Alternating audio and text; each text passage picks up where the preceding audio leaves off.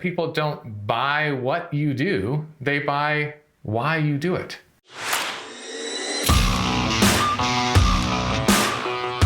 Hi, this is Anil Bhartiya, and welcome to another episode of Open for Business with Blair, Lyon. In the last episode, we talked about whether your product market fit or not. But finding the right fit your product, launching your product is all good. But what is even more critical is to kind of create, I would not use the word loyal fan base, I don't like the term, but a customer base which loves your product. I remember I was watching an investor's keynote, and what they were mentioning, I think Airbnb, they said that they want a few customers who love their product and everybody else like them, because those few customers, they kind of become brand ambassador for their product. So in today's world, Blair, where, tech world is kind of polarized. If you look at, their Windows users, their Mac users, their Android users. So first of all, tell us a bit about, that what is the importance of, kind of brand loyalty, how to build a kind of customer base which is passionate about your product, and they don't feel that it's your product, they feel like it's their product. So talk a bit about how really to foster these kind of enthusiasm for their business, where your customers are actually more passionate about your product than you are. Well, as always, great to be here, Swap. Important question. Well, outside of making sure that you have great product market fit and that you're developing a high quality offering, companies that are have really passionate brand advocates tend to focus on customer engagement and really delivering that differentiated value proposition. The key is doing something that creates a customer experience which is remarkable, something customers will want to tell their friends about. Like here at Lyon, for example, we have the luxury of being independent, which means we can overinvest in things like customer support, which in turn helps build enthusiastic brand loyalists. Customer support, as we all know, is notoriously pretty bad at most companies, because providing quality, no-tiered human support is often expensive and hard to implement. Here at Lyon, because we made it fundamental to our core offering early on, our support experience is notably differentiated from other companies, and consequently, customers respond with accolades and loyalty. One of my favorite venture capital leaders, Mitchell Green, founding partner at Lead Edge Capital, gave me some really great advice early on in my career.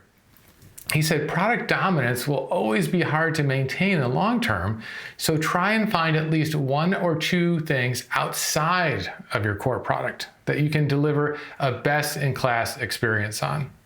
So for instance, do you have an amazing training program? Is your pricing model simpler or more accessible than everything in the market? Does your documentation really set the standard above all of your competition? Customers want a great quality product, but they also want an experience with your brand that they can connect with. Look across your customer touch points and really wow them by delivering something unexpected, and the loyalty will follow. So, delivering a great customer experience makes sense as a way to influence word of mouth. But it seems like there is more to it than that when you're talking about truly die-hard loyalty. What else do startup leaders need to do? Well, sure. I mean, it's of course connected to what you just said about Apple. Is hopefully you have all watched the famous Simon Sinek TED Talk, where he introduces the concept of starting with the why. He challenges us to rethink how we differentiate our brands externally and consequently align teams internally. And the idea is pretty simple. It's the why, how, and what of your business. The what, of course, is what you do, your product. The how is how your product is unique or its features. And the why is answering the question, why do you exist? What is your purpose? What do you believe? Typically, we all start with the what, and then try our best to promote the how, those things that set us apart from our competition, but rarely do we start with the why.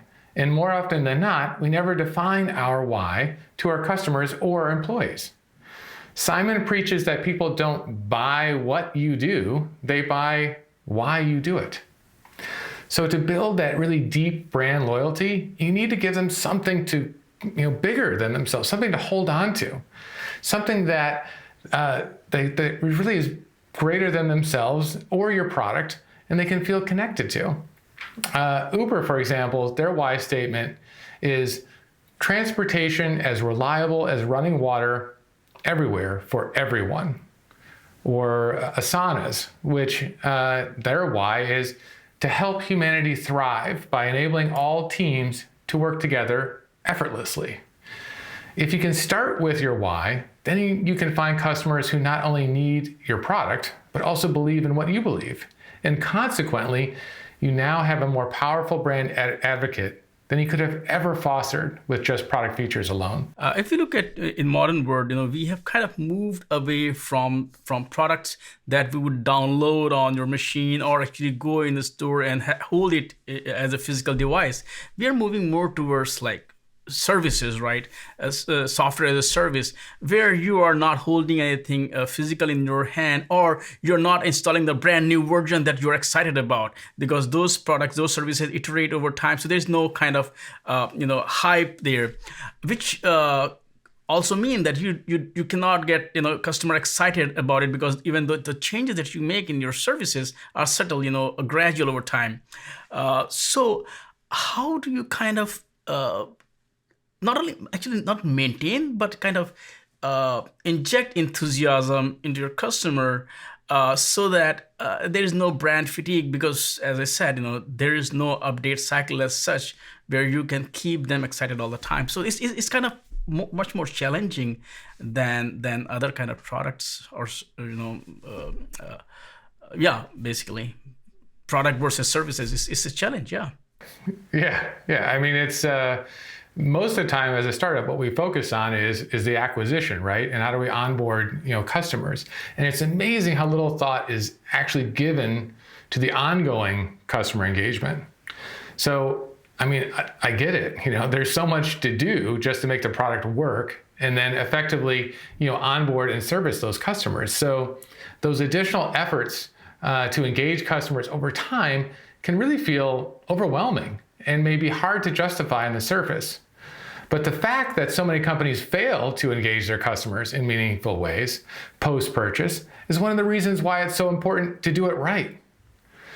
So I have a number of kind of basic best practices I always provide when I coach entrepreneurs. So number one, simply engage your customers. Leverage email, social, and events to connect with your customers and let them know you care about them, that you appreciate and listen to their feedback, and that you'll keep them informed. Number two, provide a customer loyalty and referral program. Reward customers who engage with the brand and introduce your product to others.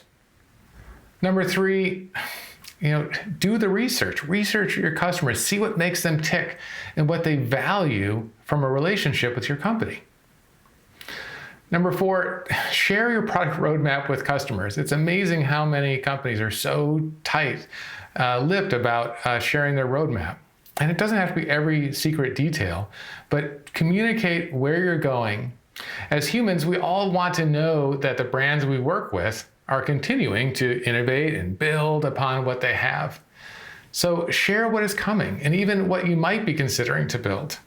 Your customers will feel rest assured that they picked the right partner, even if you can't solve all their needs right now.